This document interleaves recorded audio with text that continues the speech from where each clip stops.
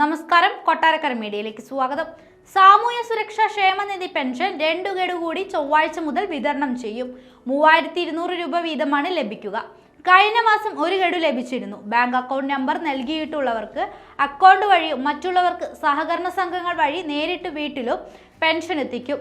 62 ലക്ഷം ക്ഷേമ pension ഗുണഭോക്താക്കളിൽ mustering നടത്തിയ മുഴുവൻ പേർക്കും തുക ലഭിക്കും. 6.88 ലക്ഷം പേരുടെ കേന്ദ്ര സർക്കാർ വിഹിതവും സംസ്ഥാനം അനുവദിച്ചിട്ടുണ്ട്. ഇവർക്ക് കഴിഞ്ഞ വർഷം ഏപ്രിൽ മുതൽ കേന്ദ്ര സർക്കാർ പെൻഷൻ വിഹിതം മുടങ്ങിയ സാഹചര്യത്തിലാണ് കേരളം മുൻകൂറായി തുക നൽകുന്നത്. ക്ഷേമ പെൻഷൻ വൈകുന്നത് സംബന്ധിച്ച് വ്യാപകമായ വിമർശനങ്ങൾ ഉയരുന്നതിനിടയിലാണ് സർക്കാർ നടപടി. പെൻഷൻ വൈകുന്നത് തെരഞ്ഞെടുപ്പിൽ തിരിച്ചടിയാകുമെന്ന ആശങ്ക CPI ഉൾപ്പെടെ ഇടതുമുന്നണി യോഗത്തിൽ പങ്കുവച്ചിരുന്നു. പ്രതിസന്ധിക്ക് ഉത്തരവാദി കേന്ദ്ര സർക്കാരാണെന്ന നിലപാടിലായിരുന്നു സംസ്ഥാനം. എന്നാൽ കേന്ദ്രം ഫണ്ട് അനുവദിക്കാത്തതിനാലാണ് പെൻഷൻ വൈകുന്നത് എന്നായിരുന്നു സർക്കാർ വൃത്തങ്ങളുടെ മറുപടി.